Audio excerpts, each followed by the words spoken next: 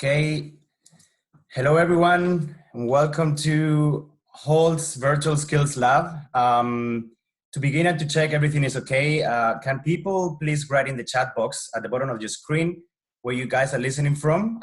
You can type the country, city. We're gonna allow a couple of minutes, one more minute for people to be able to connect and to start listening. But if you could start giving us your chatting in the countries, great. Okay, we can see some responses. Philippines, Sweden, London, Dubai. Okay, India, Tokyo. Okay, it's great to see. Wow, what a group. It's great to see the group. Very international crowd. Yes, we like it. Okay, Europeans, Norway, Zurich, Germany. Welcome, welcome everyone. Okay, I hope everybody can see. I hope everybody can see the slides well and the cameras as well, and that so you can hear us. Okay, we have some people from Boston, Mexico, India. Perfect, perfect. Okay, great. Thank you everyone for joining us today. Let's start. This is a forum, this is an online forum and a global meeting space that is gonna offer future Hult students and everyone out there the opportunity to skill up and get ahead. Obviously from home, these days we're all working, studying and doing everything from our living rooms, kitchens, bedrooms. But we hope we can still give you the opportunity to learn and to keep yourself relevant, especially given these current circumstances. For those of you who are joining a Hult event for the first time, I want to give you a bit of a background, and so you can learn a bit about us. Hult is it's a very international entrepreneurial business school. We have developed a school that looks into the future, focusing on developing your leadership skills, as we will be talking with Rob Anthony today. Challenging you with a future-oriented curriculum, and obviously building on a global perspective, right, with hand-on experience in the real world. We're currently offering an undergraduate program, 5 specialist 1-year master's program, and 1-year global MBA. Also, we are offering a uniquely flexible part-time executive MBA as well. Okay, we can see that a lot of people just logged in, and hopefully we're not missing anyone. So today we're joined by Hult Professor Rob Anthony, and we're going to be talking about the topic of leadership in crisis. I think it's quite relevant given today's momentum, and I hope you guys can enjoy Rob's class. We are going to do a bit of housekeeping, so just for everyone to know and to get familiar with the process. We have we are recording this webinar, so you guys will be able to receive the film by early next week. And then I want to ask as well for everyone to get familiar with the Q&A section at the bottom of the screen or at the top, depends how your layout is set up. And use the Q&A section button for questions, okay? Rob will be taking the questions from there, and hopefully he will be able to answer as many as possible. But make it interactive, engage with us, and it will be much more fun for everyone. And then after the webinar, after the online class with Professor, we will be having 4 different sessions. 1 for the undergraduate program, another 1 for the master's, 3rd one for the MBA, and then the 4th one for the executive MBA. So for those of you who are interested in learning a bit about us, and or you are joining us in the near future, please stay with us. And in about 45 minutes, I'll be sharing on the chat box the corresponding links. With no further ado, and now that Professor Rob is also here with us, I would like to welcome him to today's webinar. And thank you, Rob, for your time today. And thank you everyone else for joining, and enjoy the session. Okay, thank you, Alberto. And Hi, everybody. What an exciting opportunity and a great group. I'm getting hellos in the chat from current students and from alumni, and would also like to welcome prospective students, anybody who is here to kind of learn about the topic of crisis leadership. Welcome. I'm going to share my screen.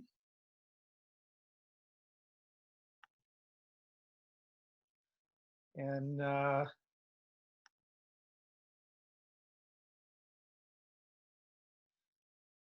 I think, Alberto, I have a question for you. Can you see my PowerPoints? Yes, I can. Not now. Just go and share.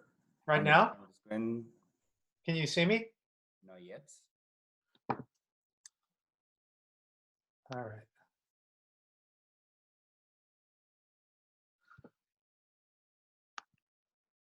I seem to have, there we go. Okay. Little technical difficulty there. Thanks for bearing with us. So my name is Rob Anthony. I'm a professor at Hult. I teach at all campuses and all programs. And I'm glad to be here with you today. And leadership in crisis, obviously a timely topic. And we're all, obviously concerned about our health and those around us. And I think we also need to recognize this is a good time to, to learn new things and to prepare for the future that's ahead of us. So I don't want to minimize the current situation, but I also want to use this as a learning opportunity. And I'll start with by talking about what we're going to be doing. I'll be making a presentation that will, talk about crises. What is a crisis? Put the current crisis in context, and then I'd like to interact with you a little bit and kind of explore this terrain. And at any time, if you are reflective of the kind of things that we're talking about, and you'd like to share your thoughts with those who are attending, go ahead and put your thoughts in the chat, and that'll enable you to make the most of this situation.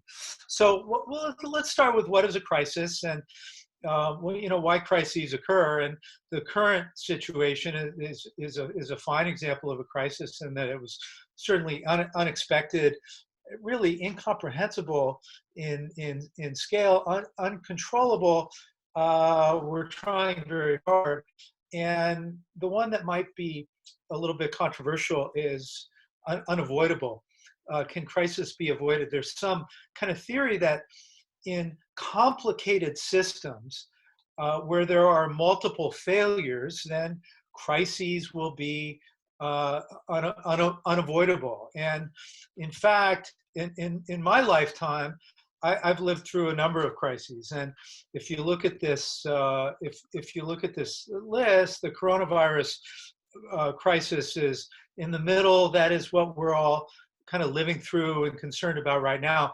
But it is certainly not the only one. And crises being inevitable, we need to learn what we can from this. We need to prepare from the next by reflecting on the last. And as I think about this list, and you see corporate crises here, you see accidents, you see disease, you see economic crises.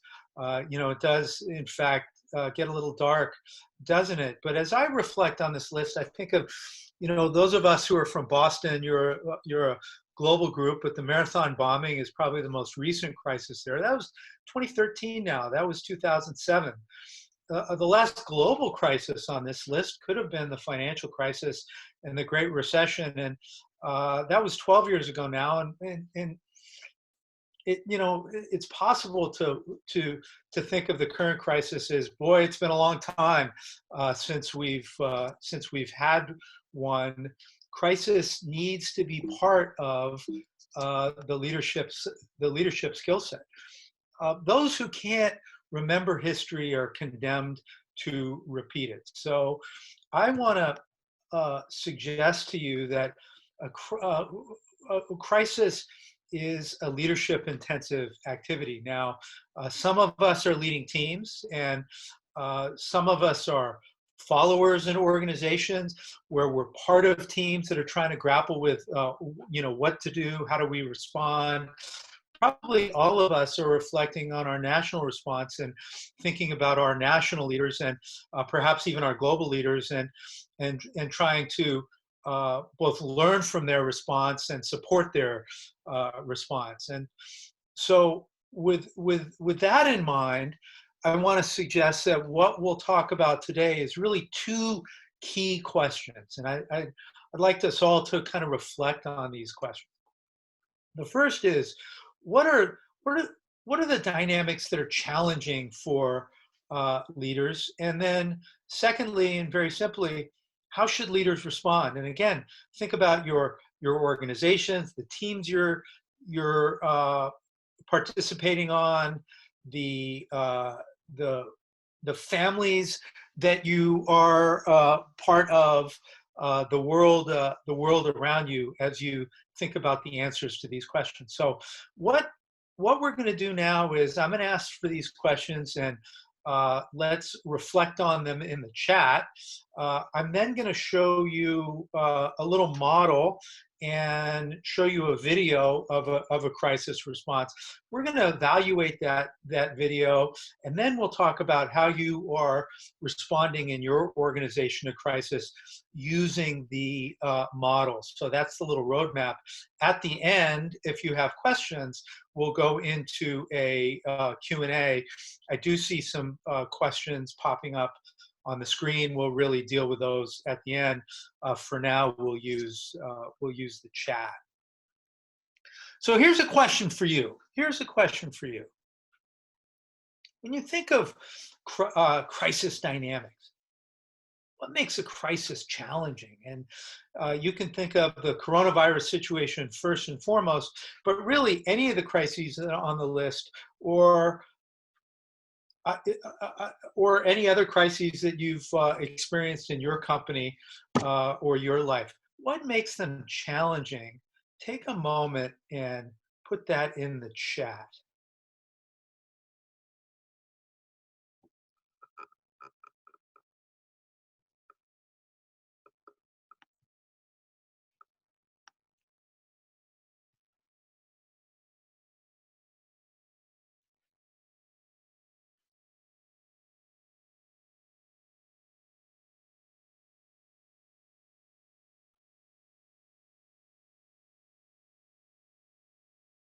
Great, a lot of great answers coming up. Complexity is certainly a theme. Ambiguity, fear of the unknown. Team cohesion. Who said that? Joel.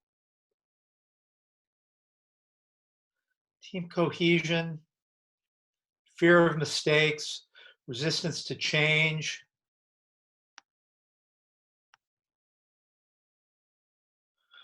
In my country, the governor of New York, his name is Andrew Cuomo.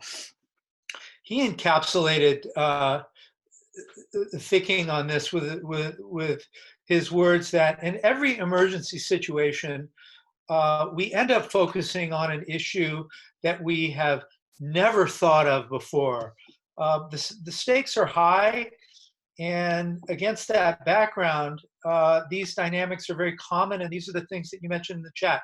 So the scale of the problem grows beyond initial estimates. So in all the crises that I showed before, that is almost certainly true, and it's true of the current crisis as well. I think we can all remember where we were as it was dawning on us that, whoa, this can be big. Immediate need is for damage control. There is, the US Army has coined this term VUCA: volatility, uncertainty, complexity, ambiguity. Describes a crisis situation. Things speed up. Information comes at us faster than we can process. It's hard to stay positive, and bad news can travel fast.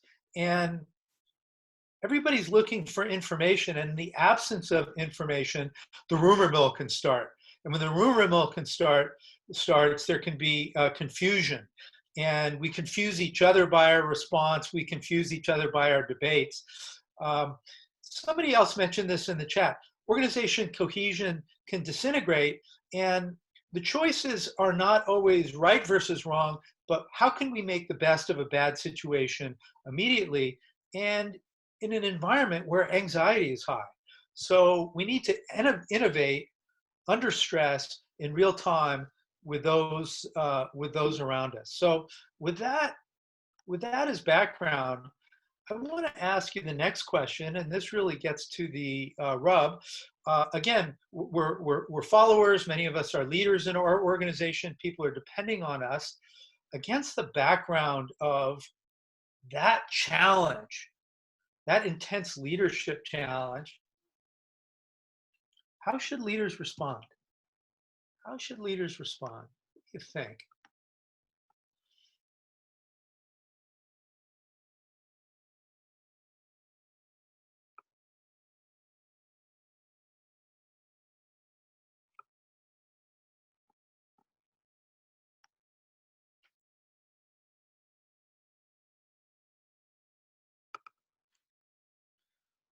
A lot of attitudes coming up.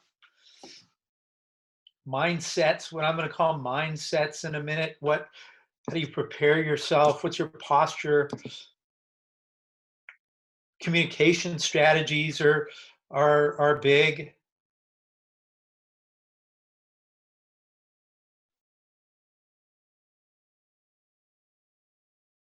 See some questions popping up. We'll talk about questions at the end. Wow, what an active group. A lot of good thoughts here.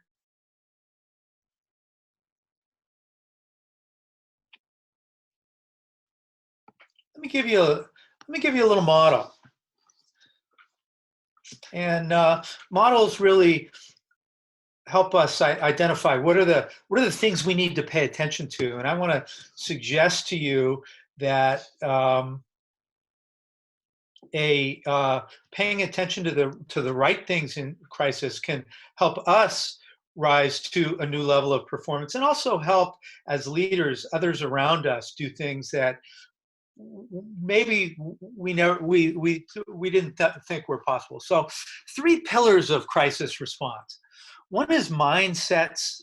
What is our posture? What is our attitude? What actions can we take to get in the right mindset to address a crisis situation? The second is solutions themselves. So how do we think about the solutions and the right things? What are the right things to do, and how do we frame a plan and a set of plans to deal with a crisis situation? Then finally, as many of you noted in the chat, how do we communicate? And experienced people who've been through a number of crises understand that communication is critical. And in fact, all 3 of these, what I'm calling pillars in the model, work together. So how do we what actions can we take to get in the right mindset? I want to suggest 4.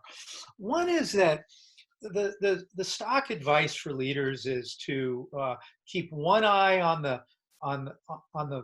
telescope and one eye on the microscope. So understand the context, understand the big picture, and also understand the details of what's going on around us. And learn to manage networks, and learn to delegate, and learn to patiently move people to a mission. But in a crisis situation, you need to jump shift, go from 2nd gear to 5th gear, your level of active involvement. And by activity, I don't want to suggest you necessarily are active in just describing solutions all the time, or directive of outcomes, but leaders need to be very directive of process in a crisis situation and managing the process.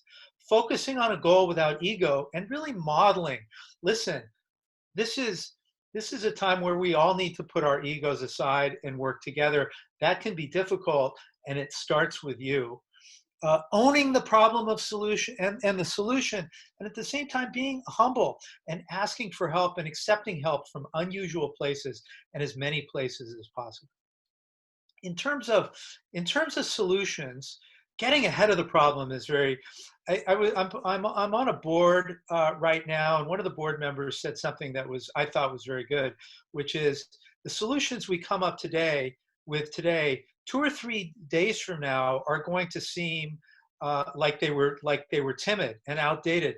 So let's get ahead of it. Let's think not only of the consequences that are immediate, but the consequences of those consequences, and try to plan for 2 steps ahead.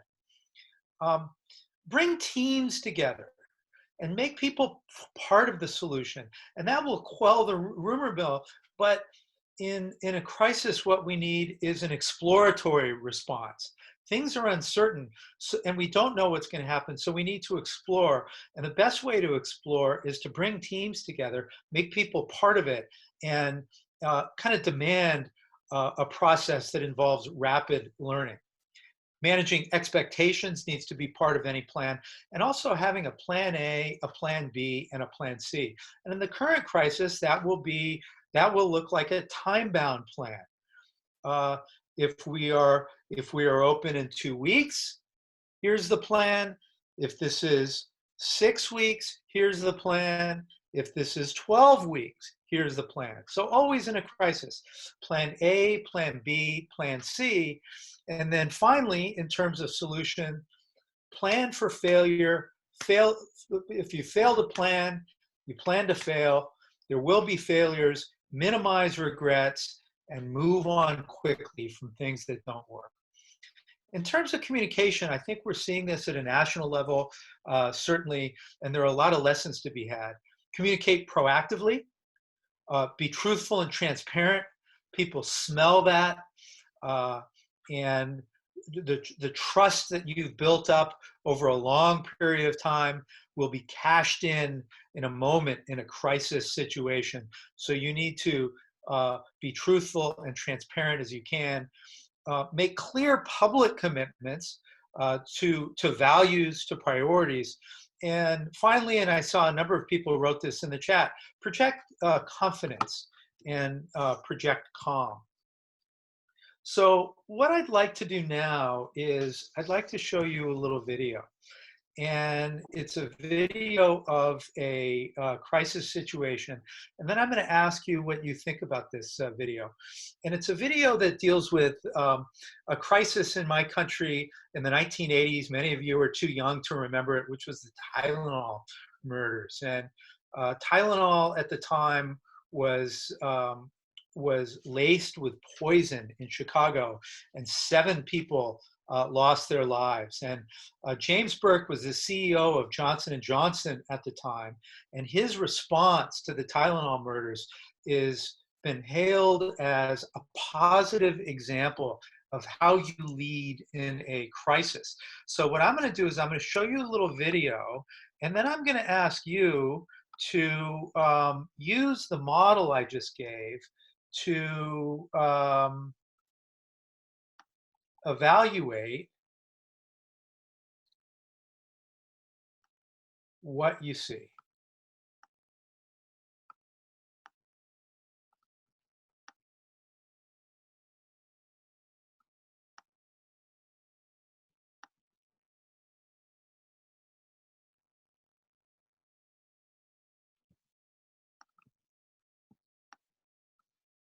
It's be about 3.5 minutes. A 12-year-old girl and 2 men who were brothers are dead after taking poison capsules of extra-strength Tylenol.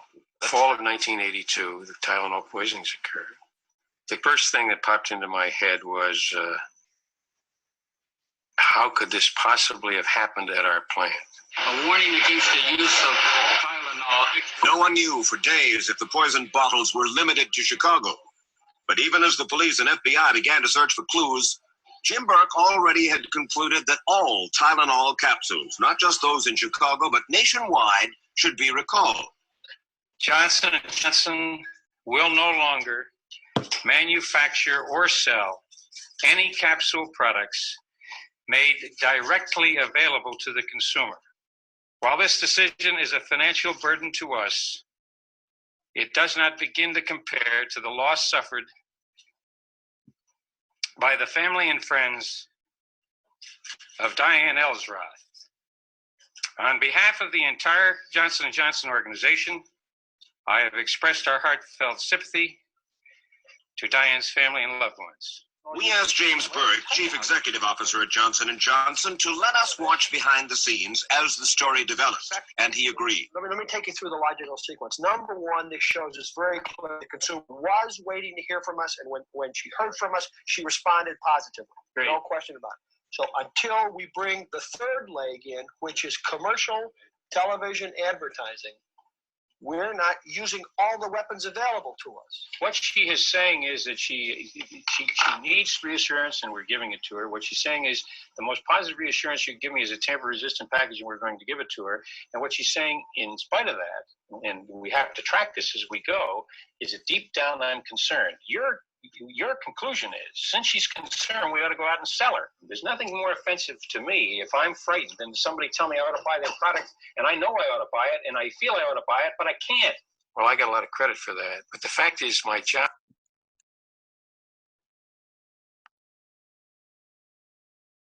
They did. Johnson & Johnson announced its new safety packaging. This package has 3 separate barriers to entry and affords the public the best protection we could reasonably devise. The outer box has glued flaps. Then there's a red seal, as you can see, around the outside, which is the second barrier. And then that's... All right, look at that. And that's the third barrier, which is just...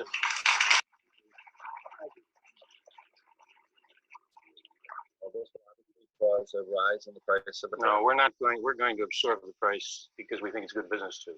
We had to make hundreds of decisions on the fly. Like hundreds of people made thousands of decisions. If you look back, we didn't make any bad decisions. Really, we really didn't. Those thousands of decisions all had a splendid consistency about them, and that was that the public was going to be served first because that's who was at stake. So the reason people talk about Tylenol when the credo discussions come up is that the credo ran that because the hearts and minds of the people who were Johnson & Johnson and who were making the decisions in a whole series of disciplines. We organized every company in the United States to help solve the problem. They all knew what to do. And the Johnson & Johnson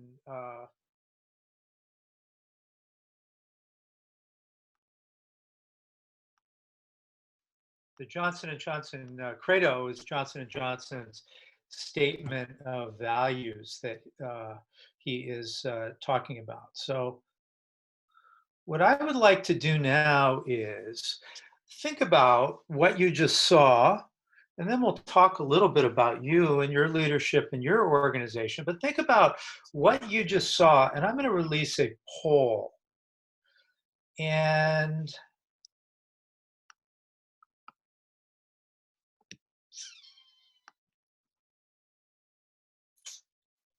stop the share there. I'm going to release a poll, and what I'd like you to do is evaluate what do you think is best about Burke's response.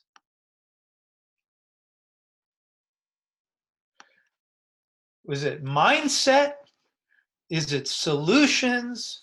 Or is it communications? Mindset, solutions, or communication?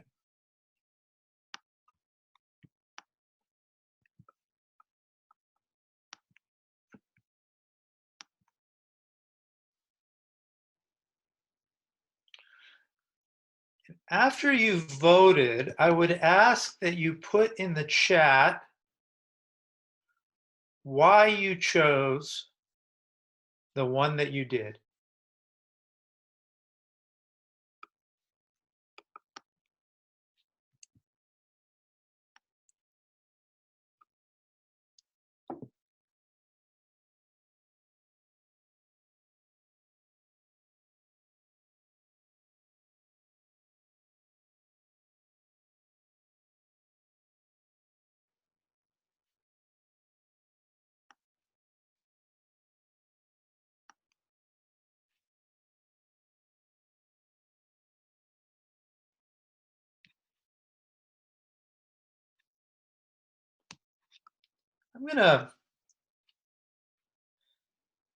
Can I put somebody on the spot here? Uh, Karen, you said you had something very interesting to say about ego. Can you offer that to the group? Wow, thank you very much, Professor Rob. Can you hear me? Yes. Yeah, great. It felt like, I guess, in many ways, it was so clear that the issue had to be solved because of the safety of the public, and there didn't feel like there was any us and them or me and what have I done, or sort of backing yourself into some kind of corner. It felt like it was very clear that the goal was to create something safe, regardless of people's stance, I In guess. that in that in that expression, he captured a mindset of focusing on the goal without ego, a platform for a solution, and a whole kind of communication, clarity, and strategy. So that's good. I want to move on from this, and thank you, Karen. If you could mute yourself again Yeah, now, that'd be absolutely. great. Thank you. I want to say now, though, that the saying in my country, the map is not the terrain. Having the model is not the application of the model. So what I'd like to ask is, how are you evaluating the leadership of the crisis response in your organization? What would you give as the highest rating? What would you give as the lowest rating? What suggestion for improvement do you have? And I'm going to put out another poll. Oh, end poll. All right, you'll be interested in seeing the results of the first poll. So 56% of you were impressed with the communication. That certainly is the bit that we saw the most. Secondly was mindset, and third was the solution. The solution was fairly simple indeed, wasn't it? I'm going to release another poll, and here's the question: how would you rate the crisis response in your organization on a scale of 1 lowest to 5 highest? Go ahead and rate, and then put in the chat why you're giving the rating that you are.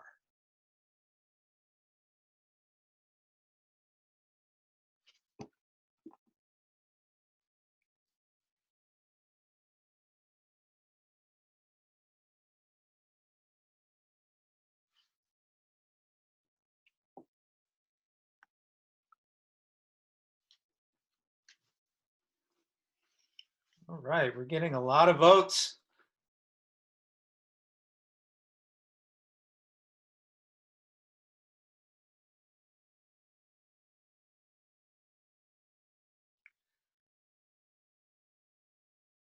All right, still looking for a few more votes. 7 seconds, make your choice. Very interesting. Very interesting and a little bit hopeful, I gotta say.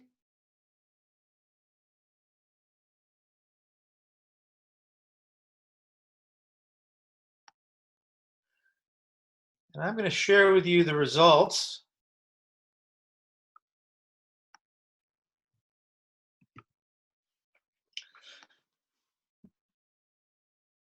The winner by a nose is a 3 out of 5 scale. I call that hopeful, and that there's improvement to be had. And I'd ask you guys to think about how you can help you engineer that improvement. About 45% are a top 2 box, are a 4 or a 5. So let's look at the chat.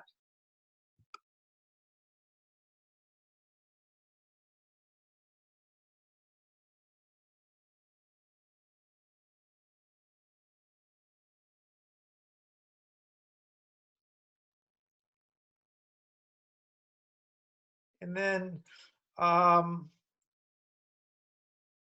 Luis Santos. I'm going to put you on the spot, Luis, if I can, and ask you to talk about your answer. You gave it a 5. What does a 5 look like, Luis? Well, Professor, thank you for listening to me. Well, we had 2 major crises in our company in the past 3 years, for example. So at the moment, I work in a repair and response to a crisis area. And my company is the company, it's a mining company, which had major accident in January past year with more than 270 deaths. And we had it was a huge crisis in the sector itself, and I believe we learned from a previous accident that happened in a company that we owned, and we did not own the problem at the time. So I believe that due to this actual situation, we learn about the errors, the mistakes we took in the past, and we really took a fast response on this one. So I'm really seeing, although it was not planned as structured as you showed us, that we really practice a lot of mindsets and a lot of communication. So at this moment, I believe we are prepared to face a lot of problems. Very good. Thank you. Thank you for that. I'm going to call Emily Reen here in a second, who gave it a 3, and then we'll move on. But I'll say this whole topic of kind of learning from the past. So when you're in an exploratory mode, that really draws on past learning. And in fact, in this coronavirus, I think we're seeing that the countries who've done best, or the countries with specific experience dealing with national health emergencies and who are making use of that experience. Some of the East Asian countries have done real well.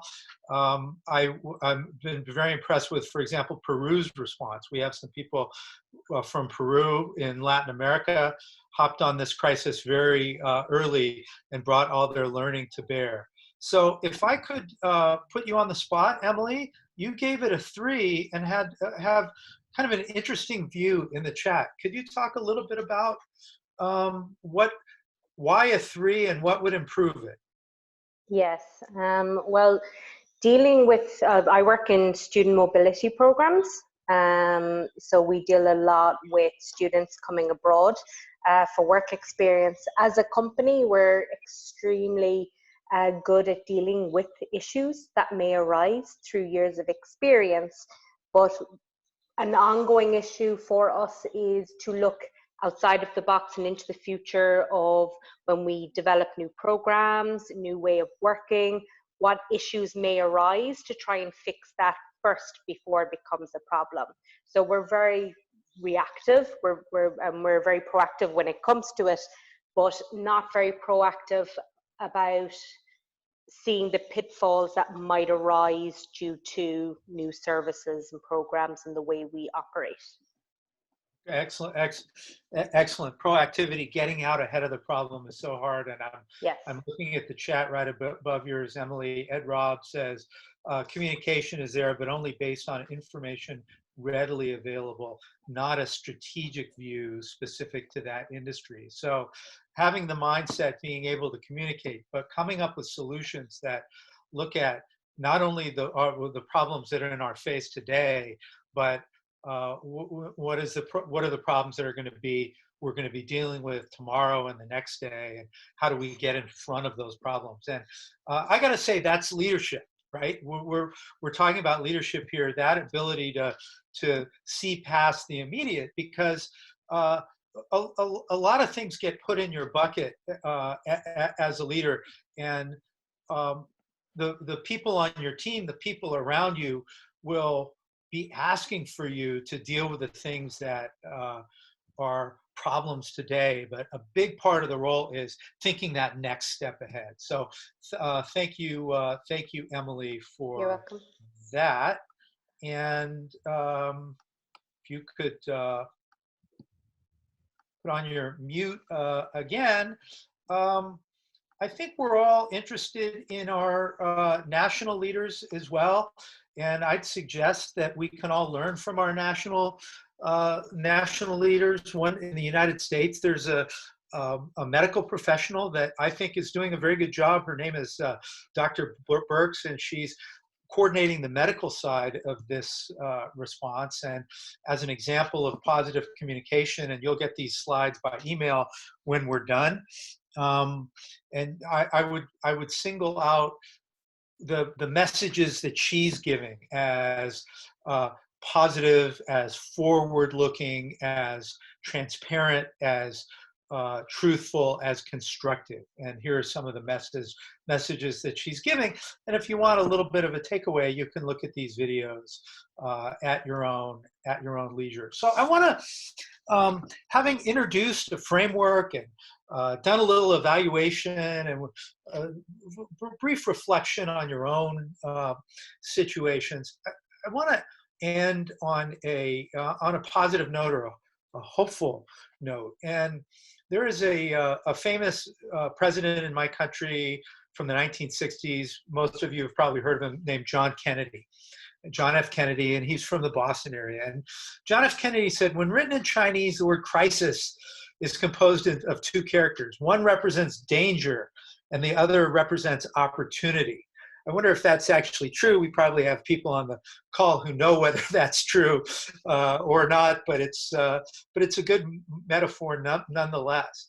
And part of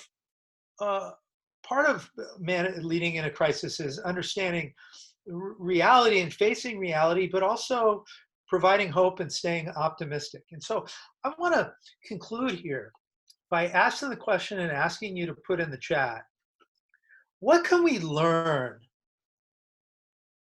from what's going on today that can produce longer-term good? I don't want to minimize the struggles that we're dealing with, and some of the health struggles that people have and will have in the short term. But I want to ask the question, what good can come out of this? Go ahead and put that answer in the chat.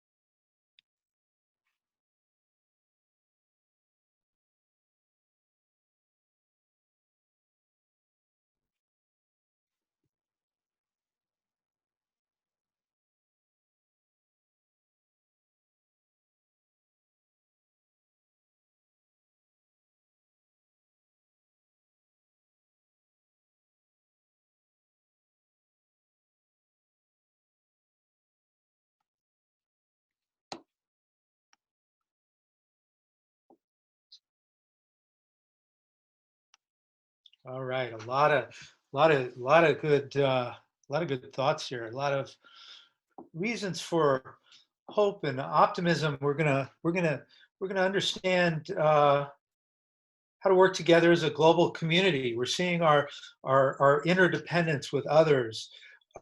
We are understanding that we can live interesting comments, so that we can live with less. We're seeing the place of technology in our lives. We're seeing the tremendous powers of innovation of the medical community and the research community kind of kick into gear. We're learning to work in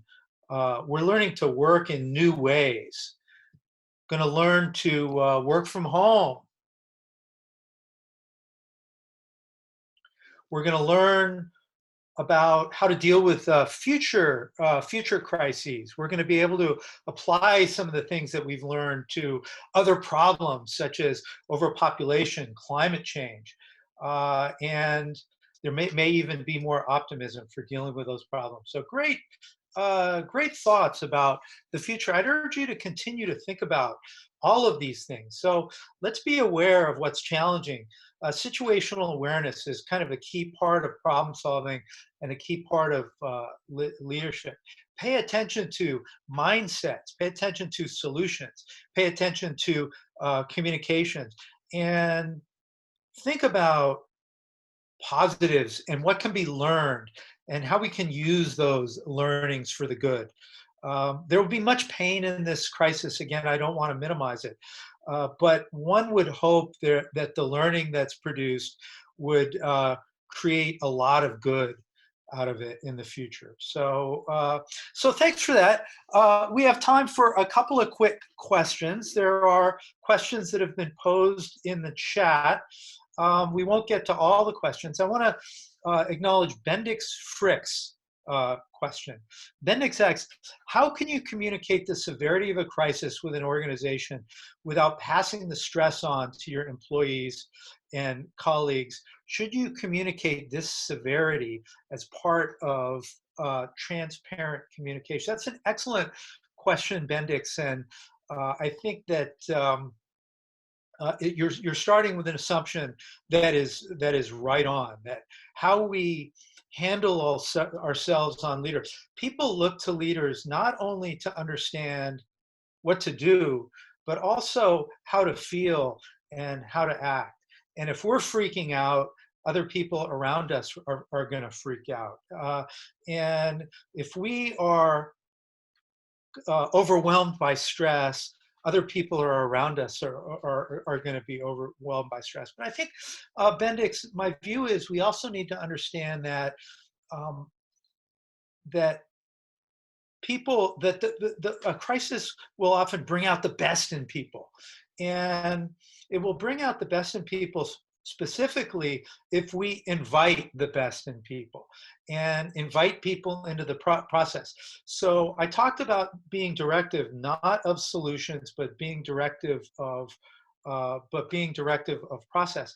And so I think, Bendix, what we need to do is invite people into the process, communicate with transparency, the severity of the problems, yes, but also ask people to give their best and to reinforce a set of goals that's outside of our personal stresses and outside of the anxiety that we're all feeling, and to make clear the value of the stakes for others that we're talking about. So really focusing on the goal without ego, inviting people into the process, doing so with calm, and asking people really to give their best will help manage stress and enable intense problem solving without passing on a lot of stress. So Mahid says, empower to engage. Absolutely. Being frank about the situation. So here's something else I'll say, that if people feel that we're not being truthful and we're not being frank about the situation, then they will make up what they think the facts are, and the rumor mill will kick into gear. So always be transparent, always be truthful, always be frank. But I think in the spirit of plan A, plan B, plan C, we also need to recognize the uncertainty and the fact that we don't always have all the answers. And so to be frank doesn't necessarily mean to be pessimistic. To be frank means that there are reasons to be optimistic, reasons to be pessimistic, and reasons for everything in between. So being frank about the facts is something that's important as well.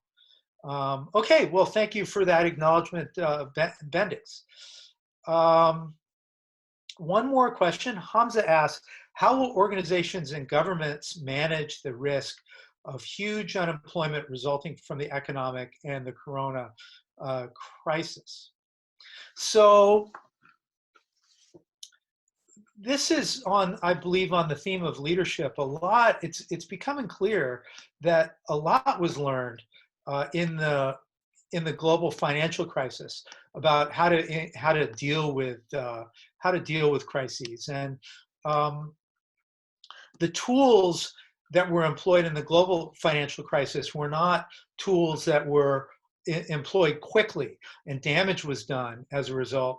And this time around, what I think I'm seeing is that governments are responding very, very quickly. Central banks are responding, and governments are responding. And I believe that we can learn from what we're seeing from our national leaders about how to respond within our own organizations, how to quickly anticipate not only the problems that we're going through today, but what if there are additional problems that we're going through tomorrow, and how can we get ahead of it? Because I think what we're seeing globally is that governments are trying to get out ahead of these problems with fiscal policies and with monetary policies that should be enough not to turn this into a systemic financial crisis.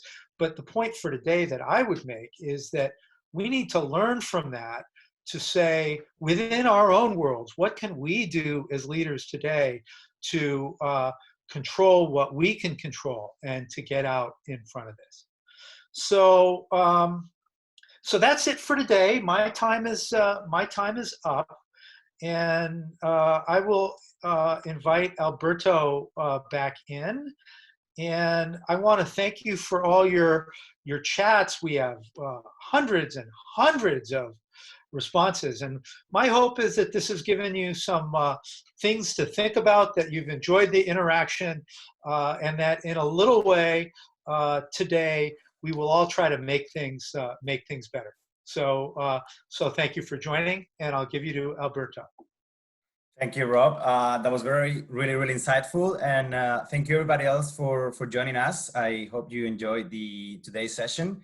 If you're interested in and you think this was useful for you, there are a little bit quite a lot of webinars coming up in the next few weeks. Next one starting on Thursday with managing difficulty and diversity. So if you guys are interested in those, please visit our website, hult.edu, and check it out. Now, for those of you who are interested in learning a little bit more about the programs, undergraduate, masters, MBAs, or executive MBAs, please go into the chat box. And if I can ask everybody to just stop typing on the chat box, because I will now drop the links for you to connect. And if we all talk at the same time, it might be a bit messy. So just bear with me for a minute. And there you are. You should now be able to see 4 different links. I'll be sharing them slowly so you guys have access to them.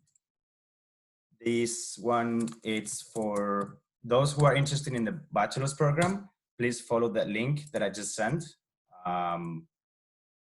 It's that one. So you will need to log off from this call and log into the meeting link that I just shared with you. If you have any questions or you are unable to join, please let me know. The next one is the Masters Info session. So for those of you interested in the Masters, please log into that meeting now. Same one, I'm sending now the MBA. So for those of you who are interested in the MBA, give it a go. And then executive MBAs, you can now log into that one. You can copy it and paste it on your browser, and I hope you guys are able to log in okay. I'll give you a minute so you guys are able to disconnect from this webinar and log into the different meetings. But thank you, everyone. I see people disconnecting successfully. Hope everybody else, everybody enjoyed the session, and I'll just hold in for 1 more minute. Please let me know in the chat box if you have issues.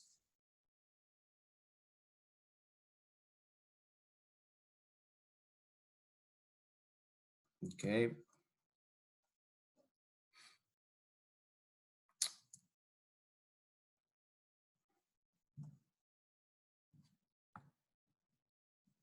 Okay.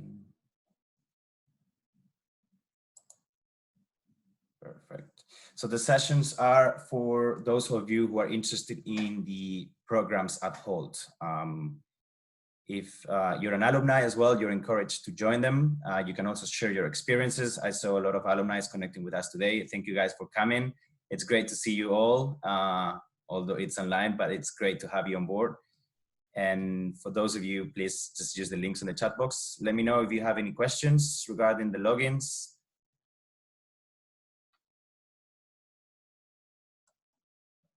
Great.